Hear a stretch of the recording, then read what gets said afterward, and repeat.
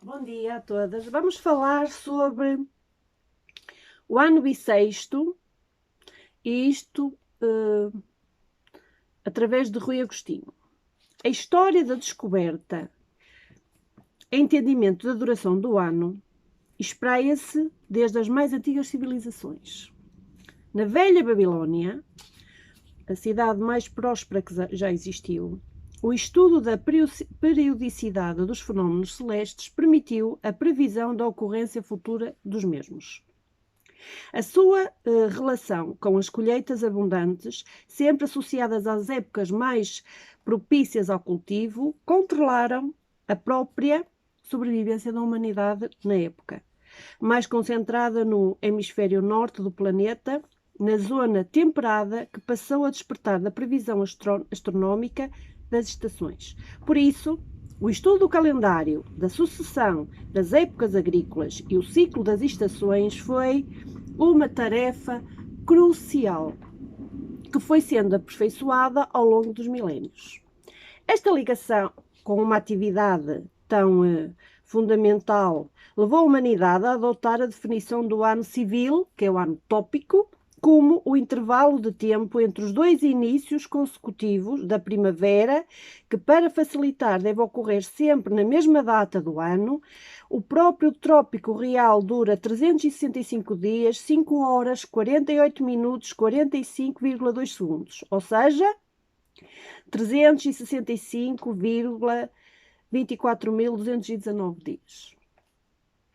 Dos poucos calendários primitivos ocidentais dos quais se sabe a história, salienta-se o hebraico e o egípcio, com o ano civil de 360 dias, ordenados em 12 meses de 30 dias cada, que se adaptava bem às 12 lunações completas que ocorrem durante um ano. Lunação é o intervalo de tempo entre duas conjunções sucessivas do Sol com a Lua, fase de lua nova, cujo valor médio é de 29,53 dias, mês sinódico ou lunar. Nessa altura, os egípcios dividiam ainda, prestem atenção, um ano em 3 estações. Apenas haviam 3 estações no Egito: das cheias do Nilo, das sementeiras e das colheitas. Este ano era curto demais, pois as estações iniciavam-se em datas que iam atrasando e percorrendo o ano lentamente. Já por volta do ano de 5000 a.C. e após diversas reformas do seu calendário, os egípcios estabeleceram um ano que se aproximava mais do ciclo das verdadeiras estações do ano, sendo fixadas em 365 dias, mas mantendo os 12 meses de 30 dias. Os 5 dias a mais formaram um grupo separado no final do ano. Os astrônomos egípcios da Idade do Bronze foram medindo, através do nascimento da estrela Sírius, ou como o verdadeiro nome dela se chama Sódis, mas que nós conhecemos como Sírius, mas o nome dela é Sódis, que a data de início das estações continuava a ter atrasos e voltou a repetir-se após 1461 anos. Todavia, tinham passado apenas 1460 ciclos das estações. Isso demonstrava que o ano egípcio de 365 dias era ainda ligeiramente curto, pois adiantou-se um ano, estamos a falar do ano egípcio, em 1460 anos das estações, período sutíaco, ou seja, o que é isto? Avanço de 365 dias barra 1460 anos, igual a 0,25 dias ou ano, igual a 6 horas por ano. Este avanço corresponde a um dia inteiro em 4 anos. Após tanto estudo, vamos chegar ao mês de fevereiro. Não sei se vocês já perceberam. Após tanto estudo e precisão, os egípcios não alteraram o seu calendário, infelizmente, e mantiveram este desfazamento cumulativo durante o milénio que se seguiu. A civilização romana, primeva, tem um calendário de apenas 304 dias, divididos em 10 meses, que não corresponde a qualquer período astronómico. Esta harmonização só é realizada por Rómulo, quem é Rómulo, o fundador de Roma, em 753 a.C., e depois foi reformulada por Numa Pompílio, em 703 a.C. Sabem que antes de Jesus nascer contava-se os números, o calendário ao contrário. Que o aproxima do calendário lunar grego, que tem 354 dias, mas usa 7 meses de 29 dias, 4 meses de 31 dias e fevereiro com 27 dias, sempre impar. Estamos aqui a falar do calendário lunar grego. Quando Júlio César assume o poder em Roma, e isto em 58 a.C., o desfazamento do calendário com as estações era tal que pede ao astrónomo Susígenes, da escola de Alexandria, que ficava no Egito, que proponha uma solução para o problema. Susígenes determinou que o desfazamento já era de 67 dias, o que levou Júlio César a introduzir 2 meses extras naquele ano, 708 de Roma ou 46 a.C., criando-se pontualmente o maior ano da história da humanidade com 445 dias. Isto foi para acertar. Que ficou conhecido como o ano da confusão. Foi assim preciso alterar o ano de 354 para 365 dias, introduzindo mais 11 dias. Além disso, Susígenes estava a par do problema dos 1460 anos que decorria entre os anos 2783 a.C. a 1323 a.C. E o avanço de um dia em cada 4 anos, determinado pelo astrónomo egípcio e induzido pelo ano com duração de 365 dias. Deste modo, o ano seguinte, estamos a falar no ano 45 a.C., marca o início do novo calendário solar juliano, definido por um ciclo de 4 anos, estamos a falar ciclos solares, que se repetem indefinidamente. 3 anos, os nossos anos comuns, que contamos hoje, consecutivos de 365 dias e o quarto ano de 366 dias. Por isso, o ano juliano médio tem 365 dias, 25 dias. Júlio César decreta ainda que os meses podiam ter um número par de dias, porque antes disso só poderia ter números ímpares, como já falei atrás. Quanto à superstição romana, que os considerava dias de azar. Os números pares, ao contrário, normalmente hoje há quem tenha paranoia com números ímpares. Eu, pessoalmente, o número par só gosto do número 2. Gosto de números, mas na altura era ao contrário. Os ímpares traziam sorte e os pares, azar. Para absorver os 11 novos dias na duração do ano, isto leva a termos 4 meses e 30 dias, 7 meses e 31 dias e fevereiro com 28 dias, exceto no quarto ano, que passa a ter 29 dias. Estamos a ensinar porque é que o nosso calendário é contado desta forma. Estão a ver? Tem a ver com a espiritualidade. O calendário é por onde nos guiamos as luas. Compreendem? O que eu quero aqui salientar neste canal é que, para vocês perceberem a espiritualidade, têm que perceber o mundo, têm que saber história, têm que perceber sobre filosofia, estudar filosofia, engenharia humana, todas essas, para chegarem aonde vocês querem. Se vocês não têm este tipo de conhecimento, vocês acham que quando pegarem num livro de ocultismo vão perceber alguma coisa do que está lá escrito? Tudo aquilo para vocês não vai passar de ficção, porque tem que ter uma base antes. São também os nomes romanos desta altura que herdamos na designação dos meses. Eu pensava como vocês. Eu pensava que o despertar espiritual, como a maioria. No despertar espiritual então eu comecei a minha casa pelo telhado. O meu despertar espiritual começou pelo telhado em vez de começar pelos alicerces. O que é que aconteceu?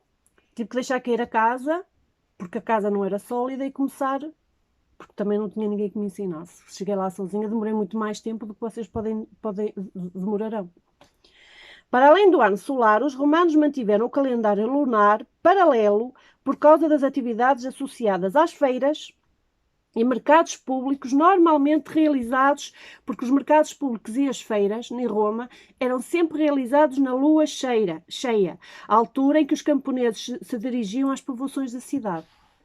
As feiras, as vendas, prestem atenção, quem tem negócios, que abram os olhos, eram sempre, em Roma, e eles eram super supersticiosos, eram sempre feitas na lua cheia.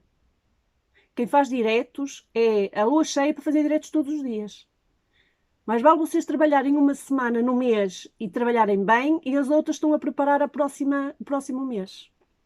Por definição, o mês lunar começa com o dia da lua nova, que é designado por calenda. A palavra calenda significa raiz da palavra calendários. Da reforma de Pompílio, tinha-se que o ano lunar mais próximo do ano solar contém 12 meses lunares de 29,53 dias, ou seja, os tais 354 dias.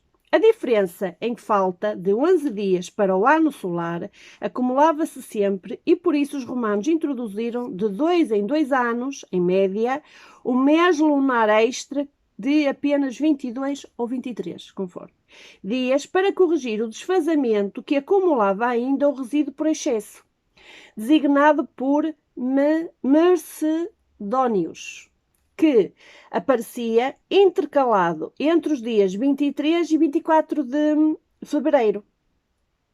Esta tradição levou a que o dia extra de fevereiro, a cada 4 anos, o ano em que tem 29 dias, fosse na prática introduzido entre os dias 23 e 24 também. Ora, segundo a tradição romana, a contagem dos dias era regressiva em relação aos dias importantes, que estavam associados às fases da lua. E o dia 23 de fevereiro era designado como o 6º dia antes das calendas de março. O dia extra introduzido passou a ser popularmente designado como uma repetição do dia 23, segundo dia 6º antes das calendas de março, isto é, o dia bissexto.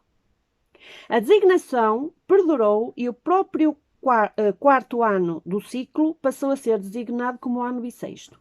A regra de sucígenes dos anos bissextos foi mal interpretada e a sua aplicação foi feita de 3 em 3 anos durante 36 anos, gerando um desfazamento só corrigido por César Augusto e terminando já no início da era cristã, depois de 4 anos depois de Jesus nascer, no ano 4, que foi um ano bissexto. Esta data associada ao ciclo de 4 anos é a razão para definirmos que todos os anos múltiplos de 4 são bissextos. A aplicação do novo calendário espalhou-se por todo o Império Romano e séculos mais tarde o excesso que é gerado pelo dia bissexto, o 29, criou um novo desfazamento mensurável. Nota-se que o calendário juliano, cujo ano dura 365 dias, 6 horas exatas, tem uma diferença por excesso de 11 minutos e 14,8 segundos, em relação à duração do ano tópico, que origina um adiamento sistémico na data do início das estações. Isto refletiu-se no cálculo do dia da Páscoa, por exemplo. Este dia foi definido no Concílio de Niceia, em 325 d.C., como o primeiro domingo que ocorresse no ou após o equinócio vernal de 21 de março. Por incrível que pareça, é quando começa o ano esotérico. O ano esotérico começa no dia 20. Em 570 havia um problema real, pois o equinócio já ocorria a 11 de março e os concílios de São João de Latrão, em 1515, e Trento, em 1563, não se tinha conseguido resolver o problema. O Papa Gregório VIII forma, em 1576, uma comissão dos melhores astrónomos, onde o jesuíta Christophe Clavius, que estudou em Coimbra com Pedro Nunes, tem um papel fundamental.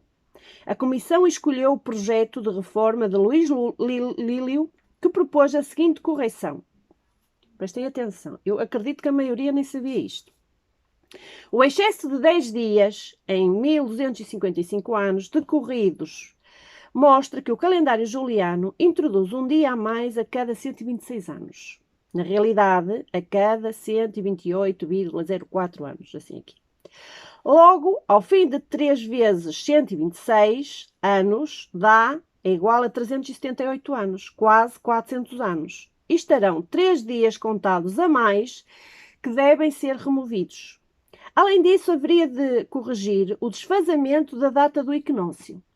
Gregório XIII decreta, eu ali disse Gregório VIII, mas não é Gregório XIII, decreta na bula Inter Gravíssimas, em 1582, que nesse ano, à quarta-feira, 4 de outubro, seguir-se-ia a quinta-feira, 15 de outubro. Ou seja, do 14 passou para o 15. Corrigindo os 11 dias necessários para repor o equinócio a 21 de março. Uma nova regra, mais exata e suficientemente simples para o uso civil, decide que em cada ciclo de 4 séculos serão retirados 3 dias. Isto é muito interessante para quem não sabe. A cada 4 séculos, cada 400 anos, são retirados 3 dias ao calendário. Estipulando que são retirados os 3 primeiros anos centenários que passam a não ser bissextos. Ou seja, os 3 ao fim do ano 401, 402, 403 tem sempre 28 dias. Este é o calendário gregoriano que ainda hoje nós usamos. O ano comum tem a duração de 365 dias. Todos os anos múltiplos de 4 são bissextos, com 366. Os anos centenários não são bissextos, exceto se forem múltiplos de 400. Por isso, o ano 2000, e lembram-se que havia aquela polémica com o ano 2000, porque vai ser introduzido mais não sei quantos zeros, isso tem tudo a ver com isto que nós estamos a falar aqui. E 2400 também o será.